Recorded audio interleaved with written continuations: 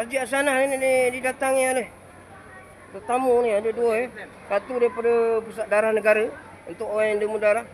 Dan ni ada kunin, budak kunin pakai kunin apa? Kita nak bagi buat sikit tekak percuma kepada Sikit tekak. jemaah-jemaah. Bagilah saya satu dulu. Boleh. Kalau ada Facebook, IG boleh like. Boleh like. Boleh like tadi. Boleh dapat satu. Hari ni apa matlamat dia? Kita CSR kita bagi buat sikit tekak defend secara percuma lah. Ni disebabkan sekarang ramai orang sakit tekak ke apa? Betul. Untuk mengurangkan ni ubat ni ataupun apa dia panggil ni? Ubat sikit tekak. Ubat sikit tekak ni boleh dapat di hospital ke klinik-klinik? Boleh, farmasi boleh. Tapi kat sini kita bagi free je. Hari ni dapat free. Mana dalam ni ada berapa dia punya? Ada 12. Ada 12 Cuma dia kena like Facebook ataupun follow Instagram YouTube tak ada? Ya, YouTube boleh. Jadi jangan lupa tuan-tuan, hari ni boleh like di Facebook dan juga YouTube.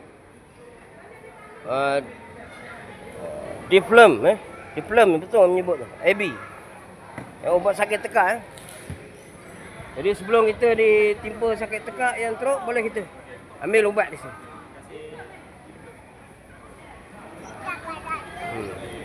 Jadi boleh ambil follow, jangan lupa follow. Follow YouTube ni. YouTube Amran ni follow juga. YouTube Amran pun kena. Jangan lupa follow ni.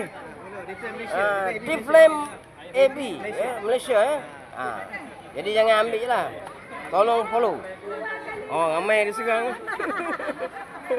Cukup tak cukup hari ni bawa tuan? Cukup hari ni bawa. Cukup bawa ubatnya ni. Jadi terima kasih. Like jangan lupa tunjuk dekat bawah sini. Okey, terima kasih semua. Begitulah betapa prihatinnya pihak NGO dan sebagainya untuk menjamin kesihatan kita dan juga keluarga kita. Minta kat sana.